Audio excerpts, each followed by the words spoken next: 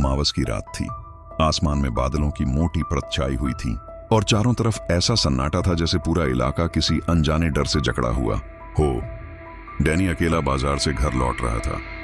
सड़क पर दूर तक कोई दिखाई नहीं दे रहा था, न किसी जानवर की आहट, न किसी इंसान की परछाई। उसके कदमों की आवाज ही उस खामोशी को तोड़ रही थी। अचानक बारिश शुरू हो गई। पहले हल्की बूंदें गिरी, फिर देखते देखते तेज बारिश में बदल गई। कपड़े भीगने लगे और ठंडी हवा शरीर के आर पार चुभने लगी। तभी डैनी की नजर सामने खड़े एक पुराने लकड़ी के घर पर पड़ी।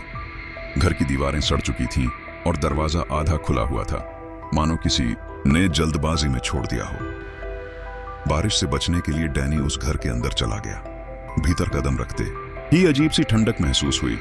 चारों ओर घुप अंधेरा था। उसने धीमी आवाज में पूछा, कोई है क्या? मगर जवाब में सिर्फ सन्नाटा मिला। डैनी ने जेब से टॉर्च निकाली और जैसे ही उसे ऑन किया, रोशनी पल भर के लिए जली और तभी टॉर्च अचानक बंद हो गई। उसी पल अंधेरे में कहीं पीछे से किसी के चलने की हल्की सी आवाज गूंजी। पीछे से आई उस हल्की सी आवाज ने डैनी की सांसें रोक दी। वह कुछ पल तक वहीं खड़ा रहा, जैसे शरीर ने हिलने से इनकार कर दिया हो। अंधेरे में कुछ दिखाई नहीं दे रहा था, लेकिन उसे साफ महसूस हो रहा था कि घर अब वैसा नहीं रहा जैसा वह अंदर आते समय था। हवा भारी लगने लगी थी, मानो हर सांस के साथ सीने पर दबाव बढ़ रहा हो। डैनी ने फिर से टॉर्च जलाने की कोशिश की, मगर वह पूरी तरह जवाब दे चुकी थी। तभी उसे जमीन पर कुछ ठंडा सा महसूस हुआ। उसने नीचे झुककर हाथ लगाया तो उसकी उंगलियां गीली लकड़ी से टकराईं। लकड़ी पर उभरे निशान अजीब थे, जैसे किसी ने नाखूनों से खरोंच दिए हों। उन निशानों के पास मिट्टी में पैर के निशान बने थे, जो धीरे धीरे कमरे के अंदर की ओर जा रहे थे। उसने अनजाने में उन्हीं निशानों का पीछा करना शुरू कर दिया।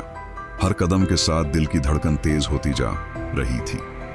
अचानक उसे लगा जैसे कोई उसके बिल्कुल पीछे खड़ा है। उसने पलटकर देखा, मगर वहां कुछ नहीं था। तभी उसके कानों के पास धीमी फुसफुसाहट गूंजी, बाहर का रास्ता अब याद नहीं रहेगा। डैनी घबरा गया। उसने दौड़कर दरवाजे की ओर जाना चाहा, लेकिन जहां से वह अंदर आया था वहां अब सिर्फ लकड़ी की दीवार खड़ी थी। दरवाजा जैसे कभी था ही नहीं। उसी पल उसे एहसास हुआ कि बारिश की आवाज भी गायब हो चुकी थी।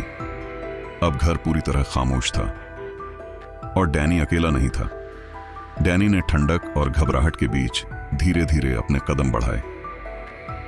हर कदम पर उसके चारों ओर की छायाएं हिलती, मानो उसकी हर हलचल को देखने वाली कोई अदृश्य शक्ति मौजूद हो। अचानक उसने अपने बाईं ओर एक पुरानी झोपड़ी देखी। झोपड़ी के दरवाजे पर हल्की रोशनी झिलमिला रही थी और भीतर से फुसफुसाहटें आ रही थीं, जैसे किसी ने उसे अपनी तरफ बुलाया हो। वह डर और जिज्ञासा के बीच झोपड़ी के पास गया। जैसे ही उसने झोपड़ी का दरवाजा खोला, उसे कमरे के बीच में एक पुराना आईना दिखाई दिया। आईने में उसका ही चेहरा था, लेकिन आंखें नहीं, सिर्फ खाली काले गड्ढे। डैनी को समझ आ गया कि वह जो भी अनुभव कर रहा है वह केवल अंधेरे और डर का खेल नहीं, बल्कि उसका अंदर का सच था। फिर फुसफुसाहट फिर से गूंजी, जो बाहर आया वह कभी पूरी तरह नहीं लौटा। तुम जो यहां छोड़ोगे वही बाहर जिंदा रहेगा। डैनी ने महसूस किया कि हर गलती, हर पछतावा और हर डर जिसने उसे जीवन में डुबाया, वह सब अब इस घर में प्रतिबिंबित हो रहा था। धीरे धीरे डैनी ने आंखें बंद की और अपने मन की सच्चाई स्वीकार की। जैसे ही उसने अपनी पिछली गलतियों और डर को स्वीकारा, आईने में उसका चेहरा फिर से इंसान की तरह दिखा। कमरे की ठंडक और अंधेरा धीरे धीरे गायब होने लगे। बाहर का रास्ता अब स्पष्ट था। डैनी बाहर निकला।